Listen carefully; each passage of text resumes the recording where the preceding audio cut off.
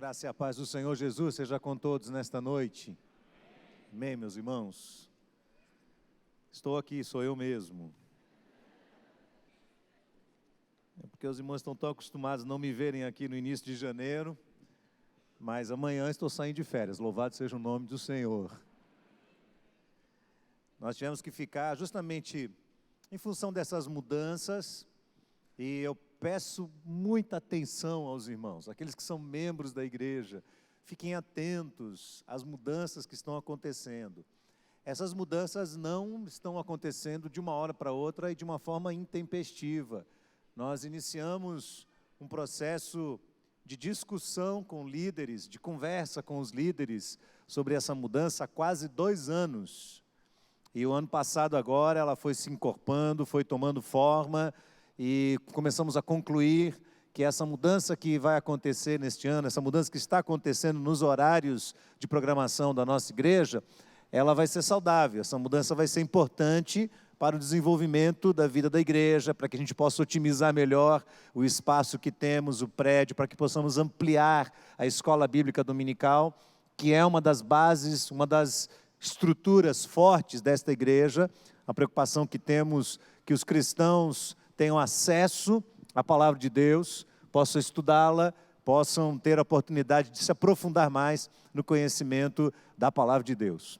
Então essas mudanças vão acontecendo. Neste mês de janeiro, irmãos, os 2 cultos ainda serão diferentes. Então o culto de manhã será diferente do culto da noite. A partir do mês de fevereiro, já logo no início do mês, nós vamos fazer os 3 cultos iguais. Então o nosso horário vai ser sempre esse, em fevereiro. 9, 10h30 e 6h30 da tarde, ok? Isso em fevereiro, com 3 cultos iguais, e aí aqueles que perguntarem ainda, depois de a gente já ter respondido em algumas circunstâncias, mas o que é que eu faço no contraturno? Você pode trabalhar num dos ministérios da igreja, pode ajudar numa das extensões da igreja na cidade. Há muito tempo eu vim conversando com a igreja, que logo que nós ampliássemos o templo, nós iríamos então colocar em prática um plano, um projeto que Deus tem colocado no meu coração há anos, que é fazer com que as extensões que nós temos na cidade, nós temos 5 extensões na cidade, elas se fortaleçam e cresçam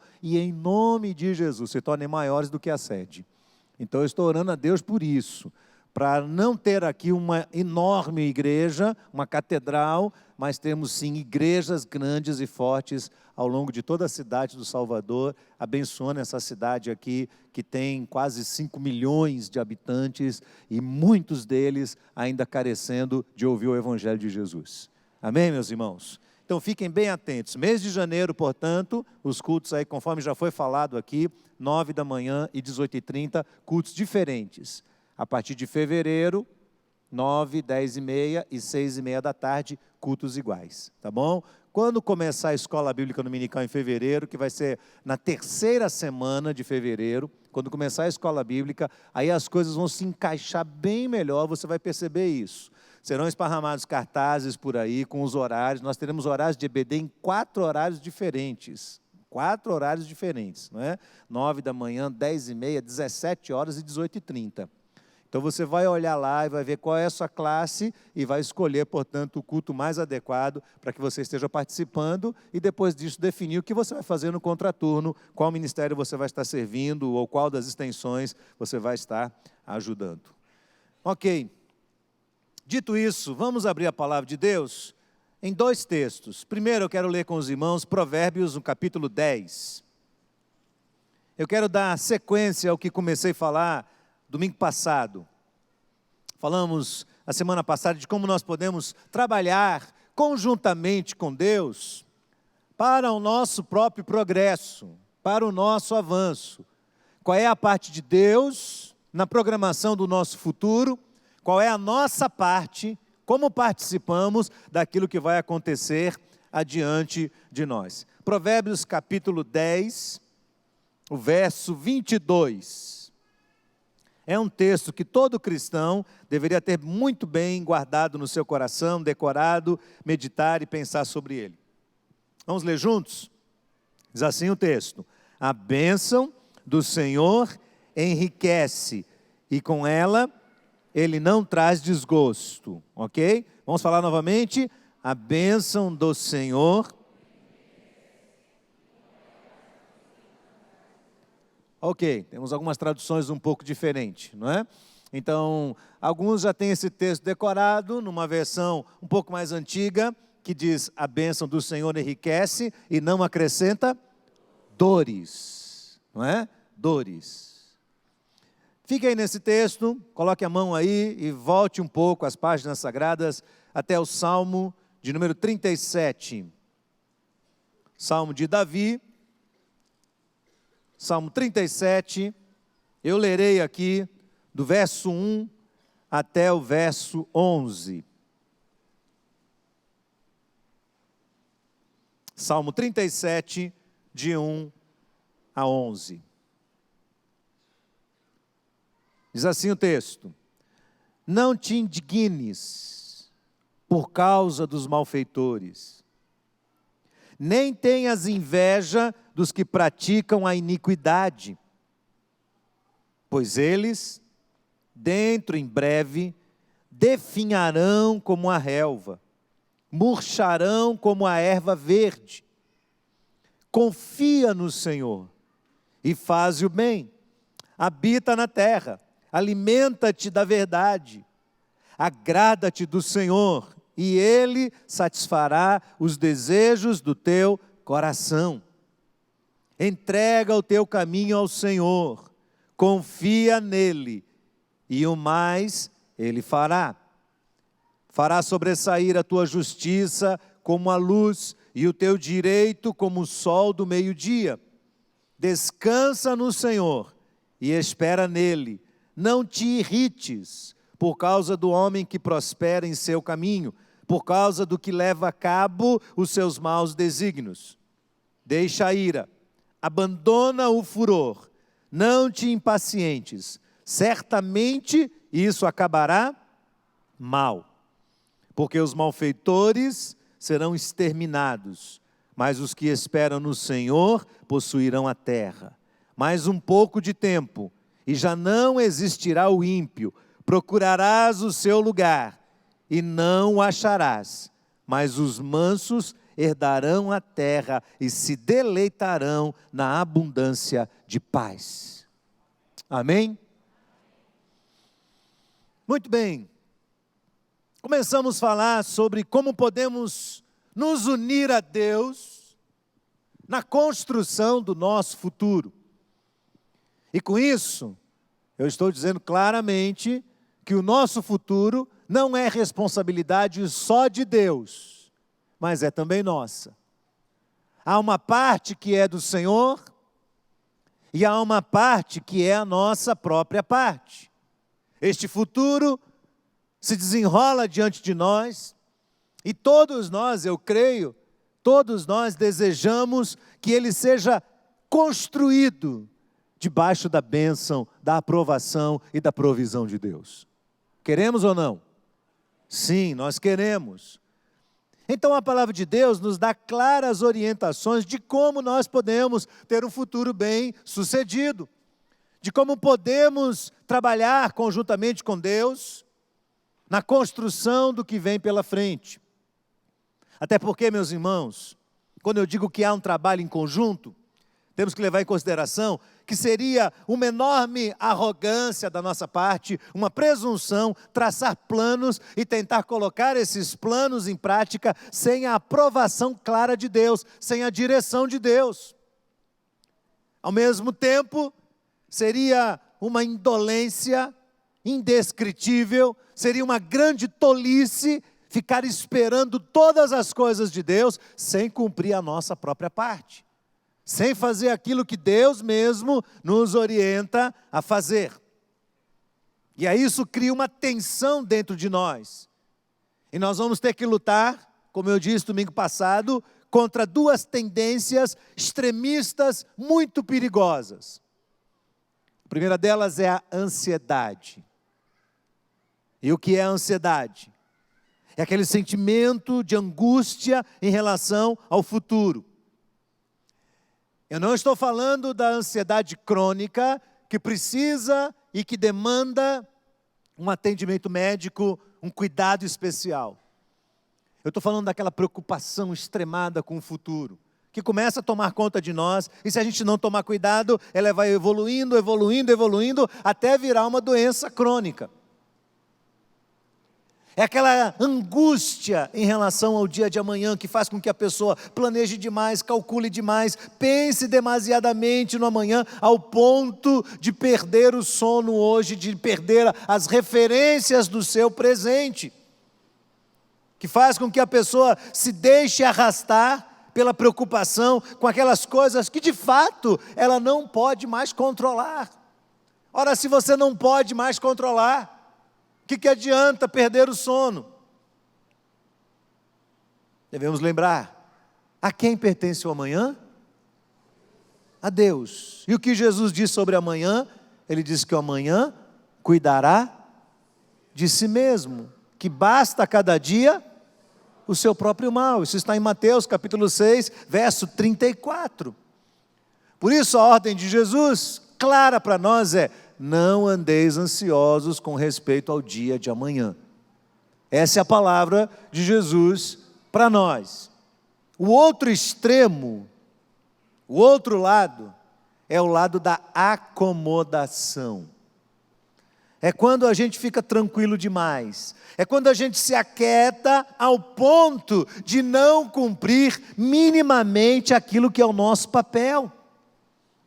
E ficamos, portanto, esperando que as oportunidades caiam do céu, que toda provisão caia do céu, sem que a gente não precise fazer nada, não precise trabalhar, não precise pagar o preço do esforço, do trabalho suado, do investimento sacrificial, da iniciativa de fazer as coisas que precisam ser feitas, da rotina, daquele cotidiano, que é um trabalho difícil. Por isso a Bíblia diz que nós devemos fugir da preguiça. E domingo passado nós demos uma lista de textos que falam sobre o preguiçoso, como ele atrapalha a sua vida, como ele incomoda a sua família, como ele faz com que as coisas andem para trás, porque ele não toma a responsabilidade na sua mão, ele não avança na proporção que é exigido dele, por todas as circunstâncias que o cercam, que ele avance. Então ele fica estagnado, ele fica ali deitado, ele fica ali acomodado, ele não sai, ele não levanta, ele não toma a responsabilidade sobre os seus ombros, ele fica o tempo todo procrastinando, jogando para amanhã, dizendo que depois ele faz, enche um monte de planos, mas ele não coloca esses planos em prática. São os dois extremos. A angústia desesperada pelo amanhã, que faz com que a pessoa fique perturbada, e a acomodação absoluta, que faz com que a pessoa fique totalmente estagnada. Nós devemos fugir dos dois extremos.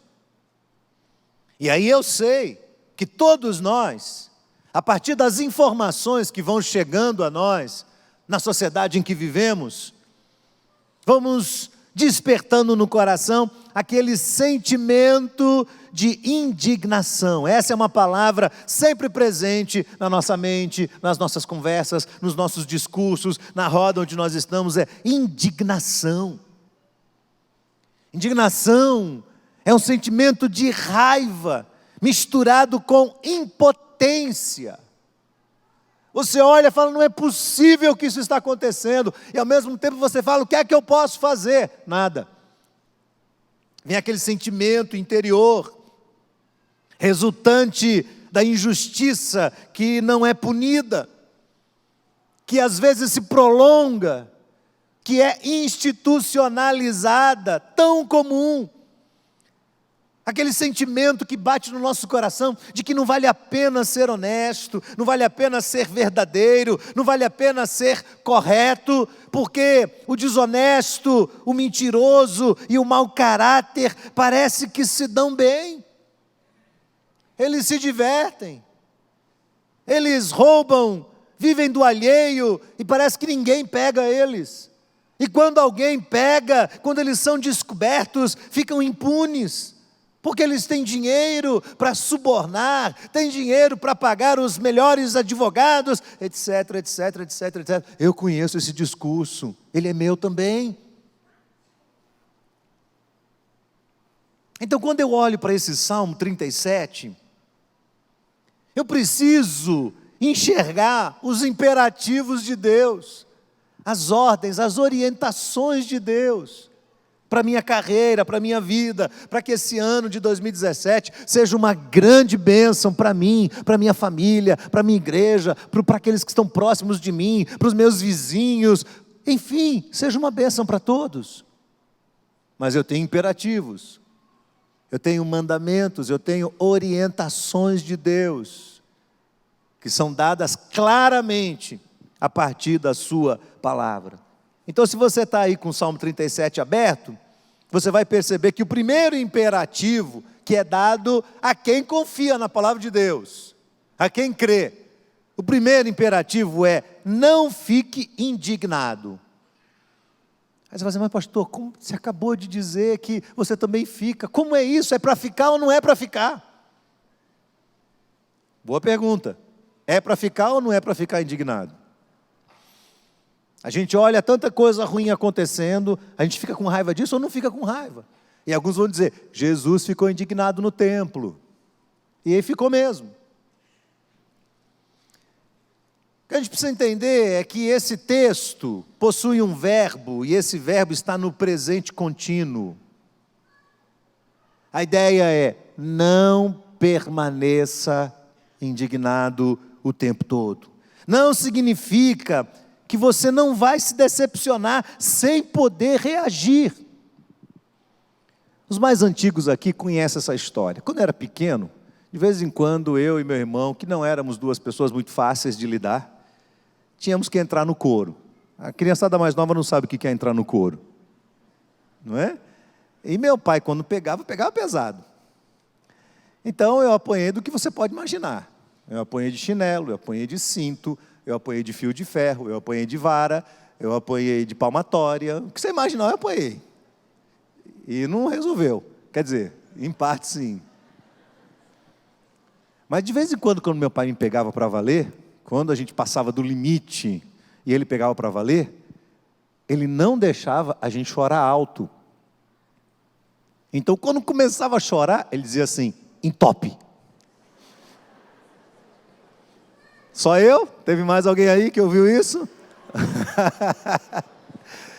Não é? Entope. E não podia chorar. Estava doendo, mas não podia berrar.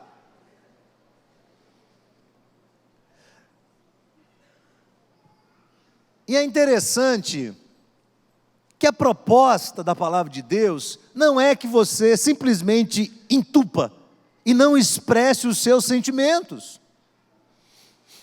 Mas o que o texto parece estar nos ensinando é que nós não devemos pautar toda a nossa vida e a nossa história nessa indignação.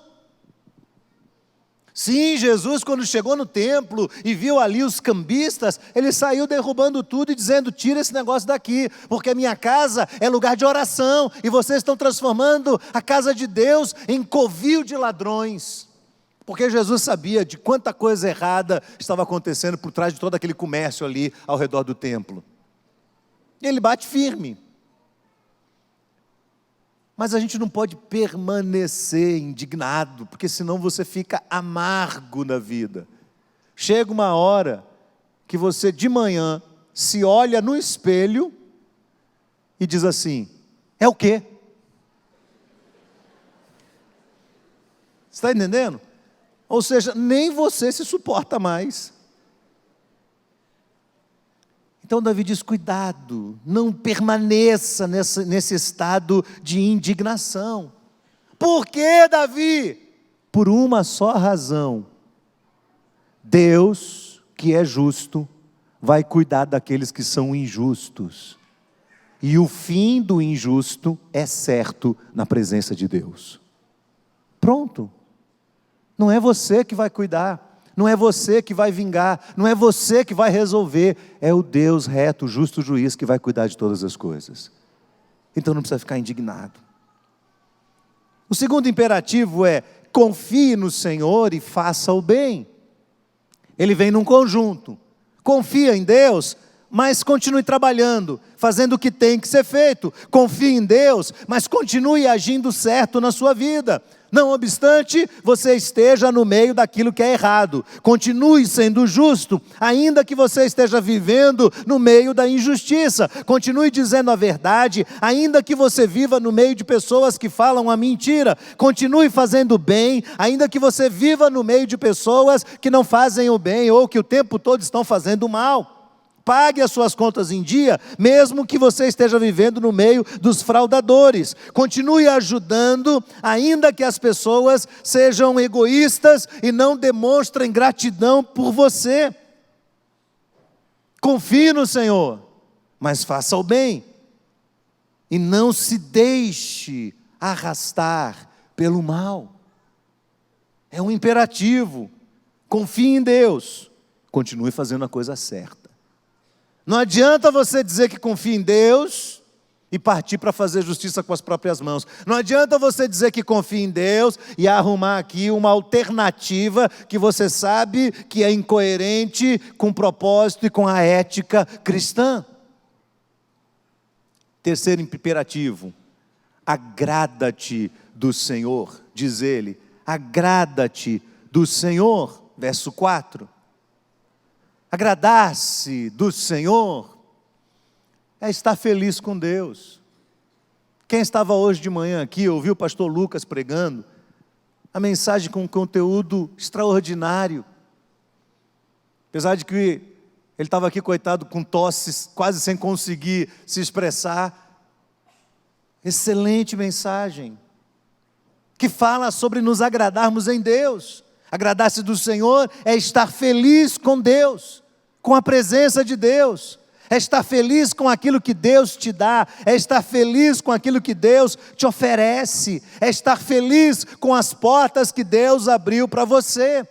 É satisfazer a sua alma e o seu coração em Deus, é alimentar-se da verdade de Deus, é ter a alegria do Espírito Santo de Deus fluindo de dentro do seu coração, não porque tudo na sua vida está dando certo, mas porque o seu nome está escrito no livro da vida.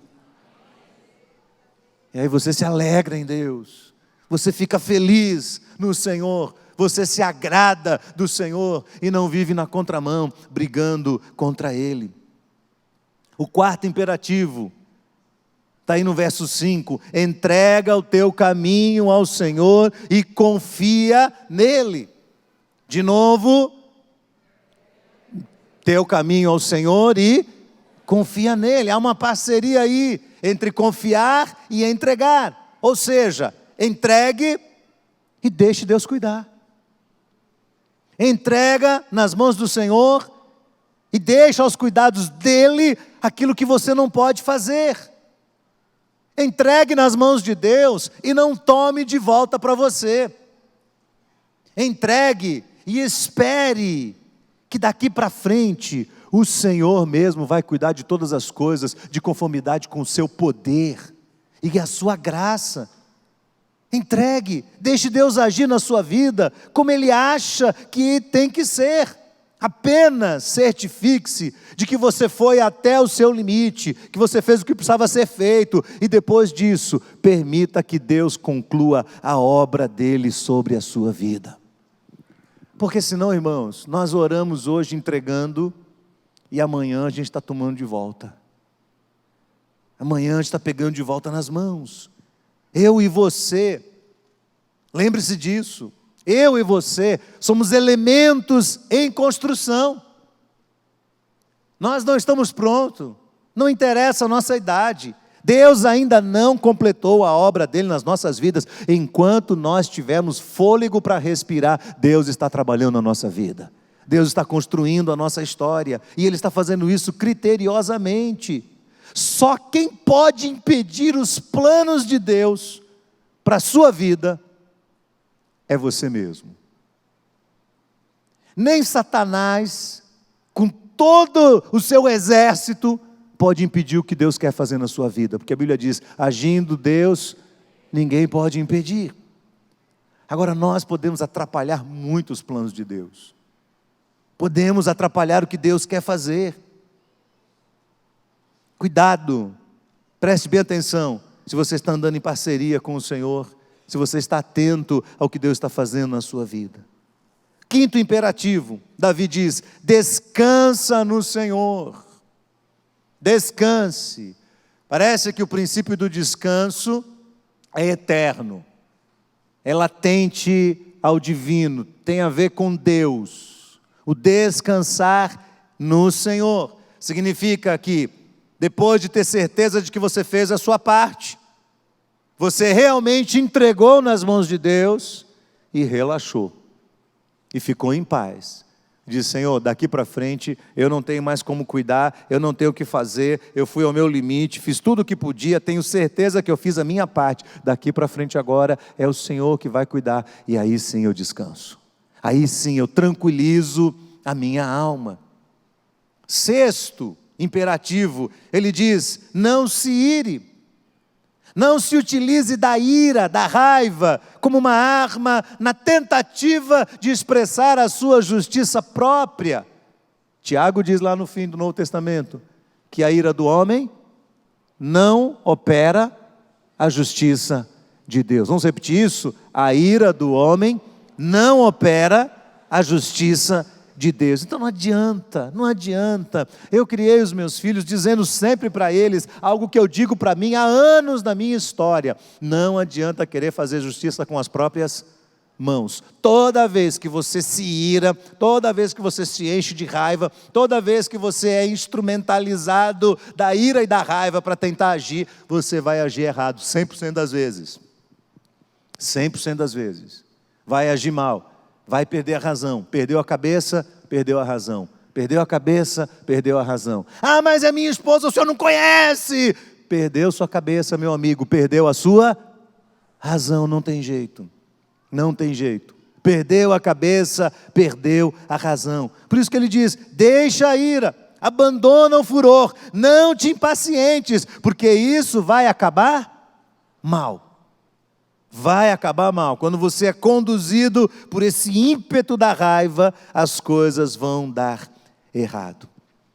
Pois bem, irmãos, nós vamos lendo essas coisas, tirando propósito para a nossa vida, tirando lições, tirando ensinamentos, e às vezes nós precisamos ouvir pessoas de mais idade, como elas lidaram com esses mesmos problemas. Dr. Edmund Haggai, ele deve estar hoje com uns 90 anos de idade, mais ou menos, e ele foi o criador do Instituto Haggai de Liderança, que é um instituto conhecido pelo mundo inteiro, aí, um instituto de renome, tem preparado líderes de organizações, de empresas, muito dentro dessa área, ao redor do mundo todo. Empresários procuram este homem para pedir conselhos, e ele escreveu um livro intitulado Cuidado com o que você chama de impossível. E neste livro, o Dr. Haggai faz uma abordagem sobre a fé, sobre o efeito da fé. E ele diz que a fé verdadeira se expressa de 3 formas. Primeiro, em confiança. Segundo, em organização. E terceiro, em persistência. Confiança, organização e persistência. 3 elementos que fazem com que o futuro se descortine diante dos seus olhos. O primeiro deles é confiança. Davi falou o tempo todo: confia no Senhor, confia no Senhor. Ora, se a bênção do Senhor enriquece e não alcança dores, e a gente vive o tempo todo miserável, apanhando da vida, tem alguma coisa errada na nossa trajetória. Atente para isso. Você precisa fazer uma parceria com Deus. Você precisa aprender a confiar em Deus. E sabe, quando eu penso em confiar em Deus, a Bíblia tem inúmeros exemplos sobre isso, mas um dos mais extraordinários para mim, acontece bem no capítulo 2 de Êxodo, e eu vou só ler a passagem. Se você não quiser nem acompanhar comigo, não acompanhe, mas eu vou ler essa passagem, porque ela tocou muito meu coração sempre, a vida toda, e ontem, quando estava preparando esta mensagem, novamente eu fui tocado por este grande exemplo de vida. Êxodo no capítulo 2, conta a história do nascimento de Moisés. O texto diz assim: foi-se um homem da casa de Levi e casou com uma descendente de Levi. E a mulher concebeu e deu à luz a um filho. E vendo que era formoso, escondeu-o por 3 meses. Por quê? porque o rei do Egito estava furioso e mandou matar todos os meninos, mandou jogar todos no rio. E ela então esconde esse menino lindo, o seu próprio filho, por 3 meses. Você já imaginou o que é esconder um menino por 3 meses? Hã? Porque você diz para ele entope, e ele não entende o que você está falando. O recém-nascido não entende, não é? E as fraldas no varal, denunciando que tem um bebê naquela casa. Então Joquebede, a mãe de Moisés, esconde esse menino 3 meses, não sei como. Verso 3 diz: não podendo, porém, escondê-lo por mais tempo, tomou um cesto de junco, calafetou-o com betume e piche, colocou nele o menino e largou-o no carriçal, na corredeira, à beira do rio.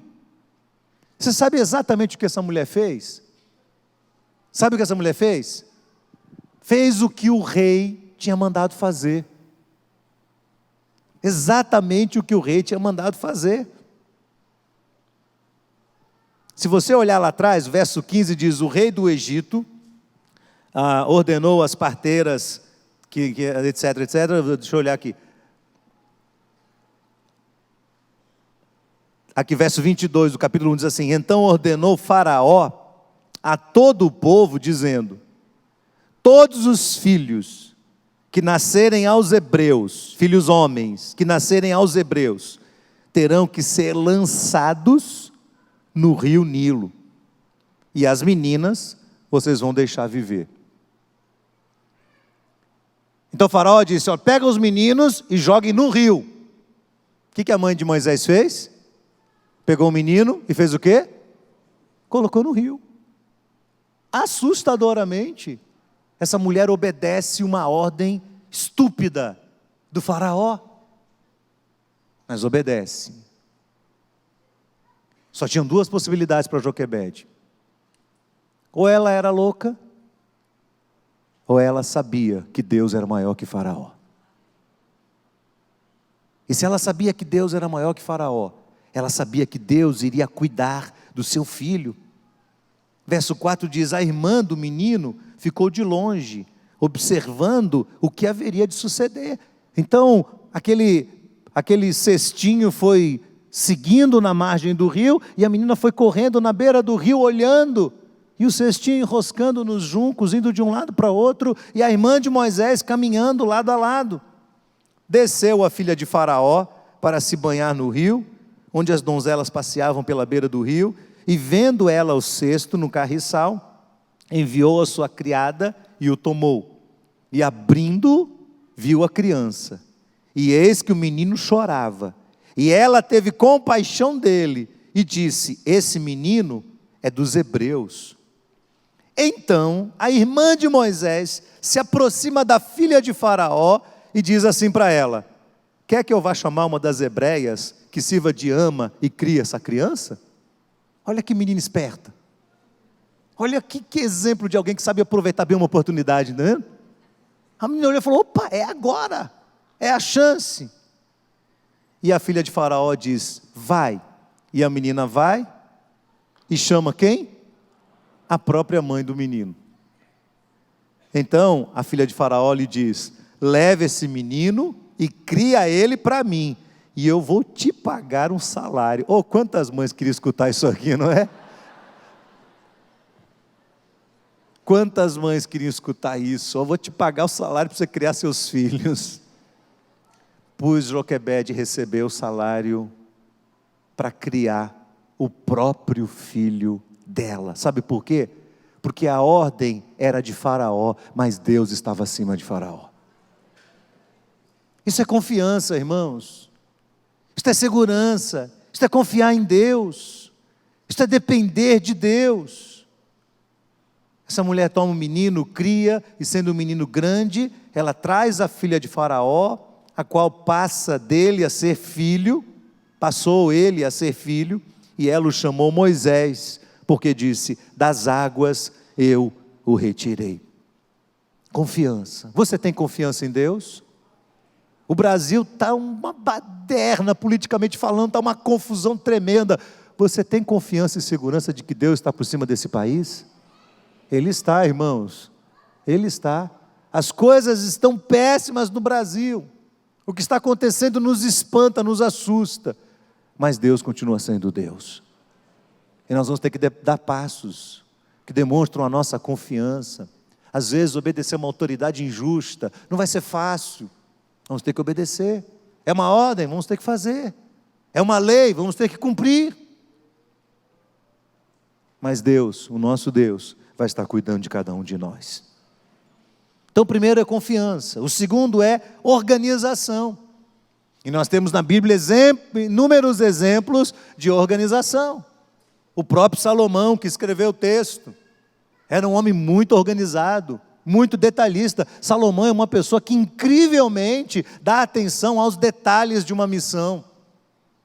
Ou Neemias, que sabia muito bem montar um plano estratégico, definir o objetivo a ser alcançado, saber exatamente onde ele queria chegar, e passar isso ao coração das pessoas, ao ponto de motivá-las, e selecionar essas pessoas, e trazer essas pessoas para que elas se formassem num grande exército, e dessem continuidade a um trabalho de restauração da cidade, que durou 52 dias, era impossível para qualquer um conseguir reconstruir uma cidade em 52 dias, e Neemias o faz. Ou Jesus, em Lucas 14, 28, que diz que antes de você construir uma torre, primeiro você precisa o quê?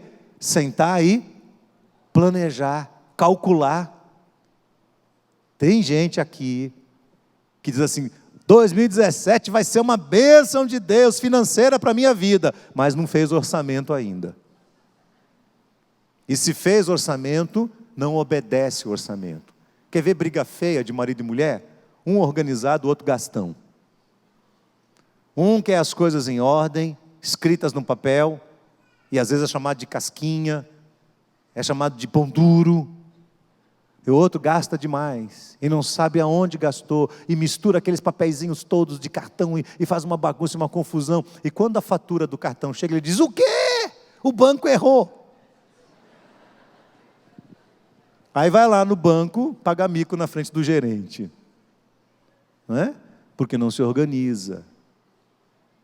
Então, não adianta confiar em Deus se você é uma pessoa totalmente desorganizada, que não cuida das suas coisas.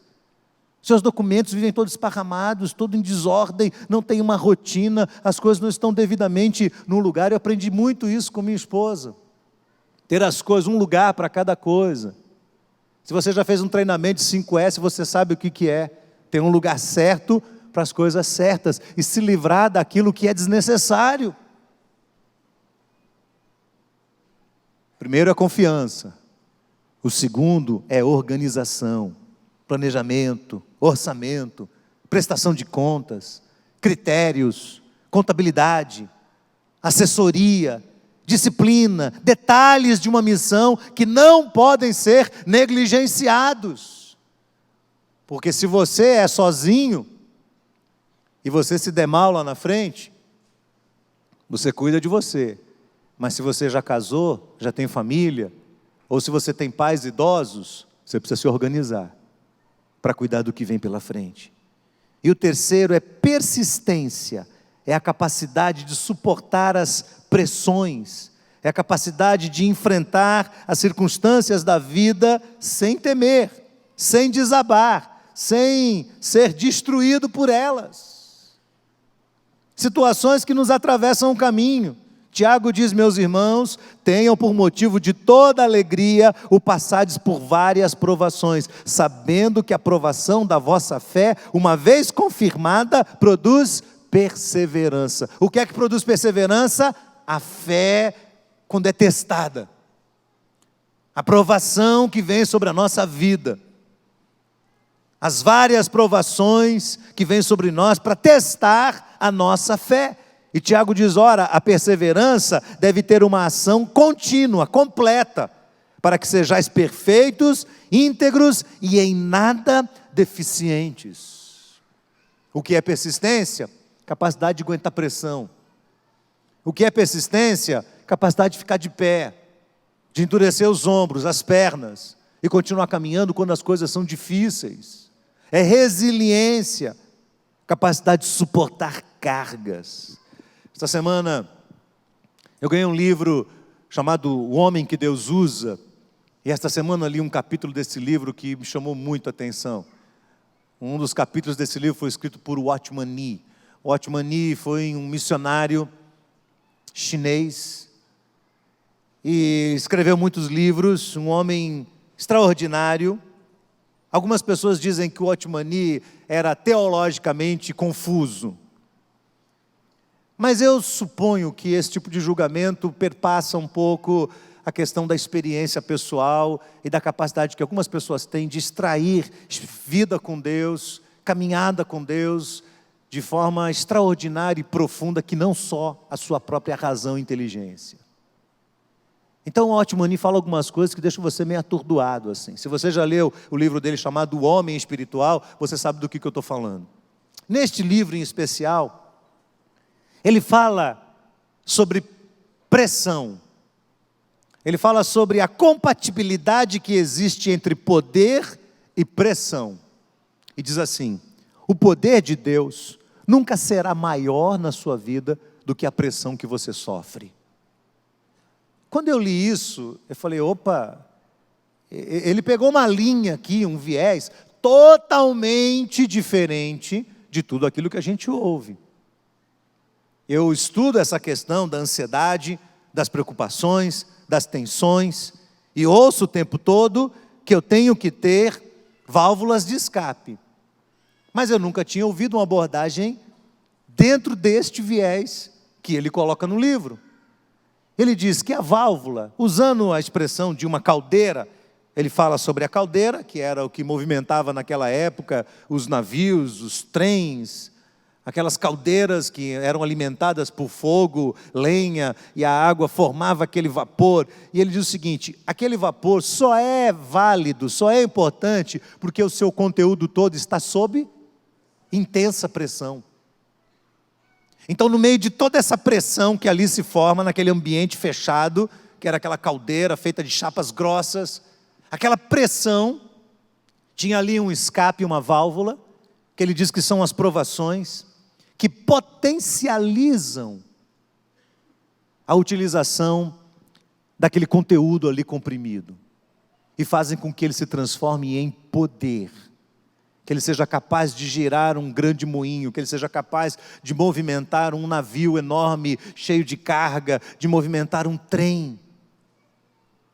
Se aquele conteúdo todo não tivesse a válvula de pressão, e ele fosse uma caldeira aberta, aquele conteúdo não teria força nenhuma.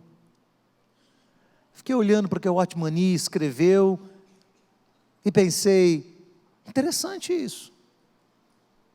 Eu trabalho um pouco sob pressão, e às vezes eu funciono melhor sob pressão do que quando tudo está muito tranquilo. Obviamente ele está fazendo uma analogia à vida espiritual. Ele está falando sobre pressões que Deus atribui a nós, que vêm sobre a nossa vida, e que às vezes são tão intensas, que nos levam a buscar mais a presença de Deus, a colocar o joelho no chão, a depender de Deus, e a confiar tanto nele, persistentemente, até que Deus nos responda e nos surpreenda com o seu grande poder. Ele está falando de Tiago, quando Tiago diz que a prova da nossa fé gera perseverança. Eu creio nisso. Eu creio nisso. Por isso eu acho que nós não devemos ficar magoados quando Deus nos testa. Deus não nos testa porque Ele não nos ama, ao contrário, Ele faz as coisas por nós porque Ele quer o nosso bem. Eu creio, irmãos, de verdade, que se existe algo que Deus quer fazer, é abençoar a sua vida. Isso não é frase de impacto, é uma verdade extraída da palavra de Deus. É a realidade das Escrituras. Deus não criou ninguém para ser um perdedor. Deus não criou ninguém para ser um fracassado. Deus não criou ninguém para viver sempre dando errado na vida. Deus criou você para que você seja mais do que vitorioso em Cristo Jesus. E Deus quer que nós sejamos vitoriosos diante dos desafios desta vida humana. Não são só desafios espirituais, são os desafios desta vida humana. E eu gostei muito de uma frase logo no início do livro que diz: nada é mais trágico do que chegar ao fim da vida e acabar percebendo que nós tomamos o caminho errado. É verdade. E aí nos faltou persistência, nos faltou a graça, debaixo de pressão você amarelou, debaixo da pressão você disse: paciência, eu me entrego, eu não vou entrar nesse jogo, e você não foi orar o tanto que deveria orar, não foi buscar a presença de Deus, não transformou aquela grande provação, aquela pressão toda num instante de vida com Deus que pudesse se transformar numa manifestação extraordinária do poder de Cristo Jesus sobre a sua experiência. Então meu desafio para você hoje é: permita-se ser abençoado por Deus. A bênção do Senhor enriquece e ela não acrescenta dores.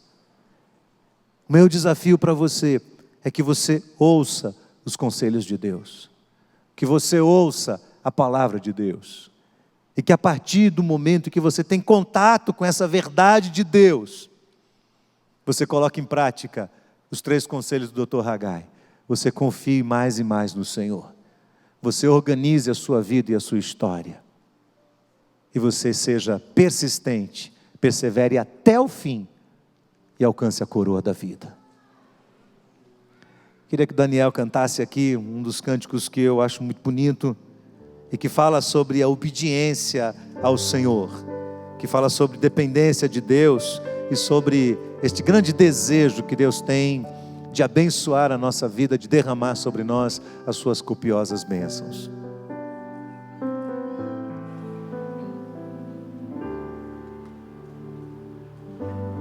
Se atentamente eu ouvir a tua voz e obedecer, seguir os teus passos e jamais me desviar, se o meu coração se achar sempre puro e fiel a ti, e a tua vontade sempre for o meu prazer,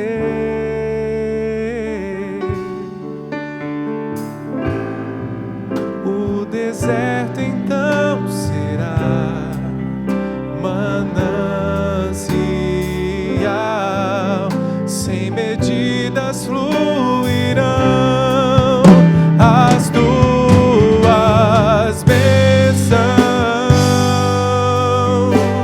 sobre mim, mais que abundantes serão, e eu viverei tudo que tens pra mim.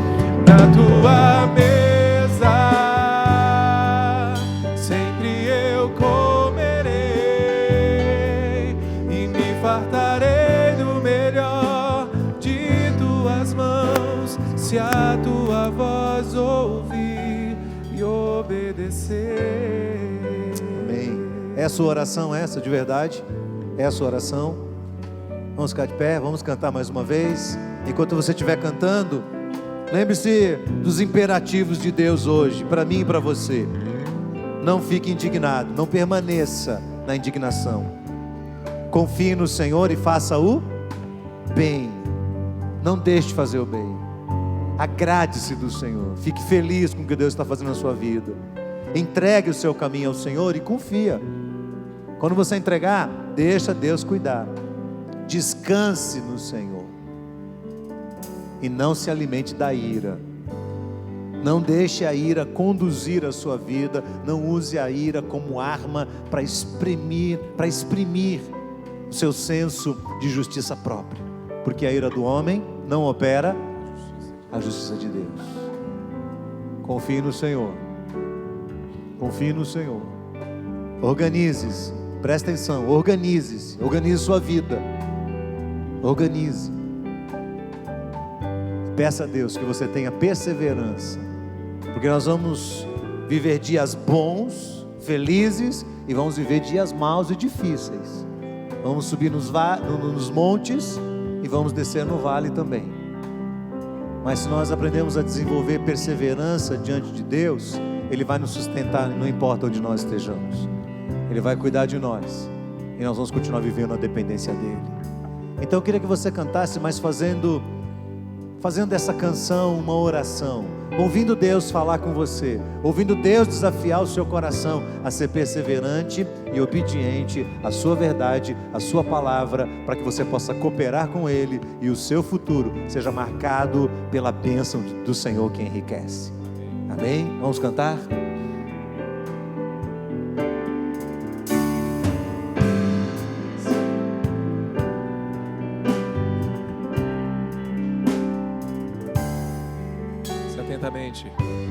Se atentamente eu ouvir a tua voz e obedecer, seguir os teus passos e jamais me desviar. Se o meu coração se achar sempre puro e fiel a ti, se a tua vontade sempre for o meu prazer, o deserto então será manancial, sem medidas fluirão as tuas bênçãos sobre mim, mais que abundantes serão, eu viverei tudo que tens pra mim, na tua mesa sempre eu comerei e me fartarei do melhor de tuas mãos, se a tua voz ouvir e obedecer. Baixe sua cabeça, feche seus olhos. Se você estiver aqui hoje, Deus estiver falando ao seu coração, se você tem se achado distante de Deus, desobediente à palavra do Senhor, e hoje você gostaria de voltar para o Senhor, de entregar o seu coração a Cristo, de mudar a sua vida, de depender de Deus, de viver para Ele enquanto você respirar sobre a face da terra, de deixar de lado os seus questionamentos, de deixar de lado as suas inquietações e deixar Deus cuidar da sua vida. Se você quiser fazer isso hoje, aqui no final desse culto, eu vou estar aqui à frente com alguns líderes, com os pastores, e nós queremos orar por você. Então eu queria que logo que encerrar o culto, você viesse falar conosco, você viesse aqui para a gente orar por você, e você pudesse, juntamente conosco, entregar plenamente a sua vida nas mãos do Senhor Jesus. Os demais todos, Deus quer te abençoar, meu irmão. Deus quer abençoar você, sua casa, sua família. Ele quer completar a obra dele na sua vida. Ele quer transformar o seu coração, Ele quer transformar a sua realidade. Deus não planejou você para ser uma pessoa fracassada o tempo todo. Ele te planejou para que você fosse vitorioso sobre a face da terra, cumprisse todo o propósito dele, e mais do que isso, você pudesse desfrutar da presença de Deus por toda a eternidade. Ele fez isso por Jesus. Por Jesus, você é mais do que vencedor. É a promessa de Deus. Se alegre na presença dele e aplique os imperativos de Deus no seu coração, sem deixar de obedecer cada um deles. Deixe de lado um pouco sua teimosia, deixe de lado um pouco sua arrogância, seus constantes questionamentos, e confia, o Senhor está sobre você. Pai, nós queremos bendizer o teu nome nesta noite, pela tua palavra, Senhor. Queremos continuar confiando no Senhor, alimentando a nossa fé por meio da tua palavra. E a tua palavra é clara, dizendo que a fé vem pelo ouvir, e ouvir a palavra de Deus. À medida que nós vamos lendo esses textos, eles vão reanimando o nosso coração e nos encorajando a continuar vivendo a nossa trajetória debaixo do temor e da graça do Senhor. Que nós possamos confiar no Senhor, que possamos nos organizar, que possamos ser perseverantes até o fim, Senhor, para que o Senhor complete toda a boa obra nas nossas vidas. Abençoa todo o teu povo que aqui está, Senhor, e aqueles que estão distantes do Senhor, que venham à tua presença, que se humilhem diante do Senhor, que se deixem ser vencidos pelo Senhor e sejam agraciados e abençoados pelo Senhor nesta noite, Pai. Leva o teu povo deste lugar debaixo da tua bênção e da tua paz. Que o amor de Deus, a graça infinita de Jesus Cristo, nosso Senhor e Salvador, e as consolações e a plenitude do Santo Espírito de Deus permaneça com todos para a glória do Senhor. Todos nós oramos em nome de Jesus. Amém e amém. Deus abençoe, meus irmãos. Vamos em paz, debaixo da graça do Senhor. Deus te dê uma boa semana, por sua misericórdia e graça. Em nome de Jesus.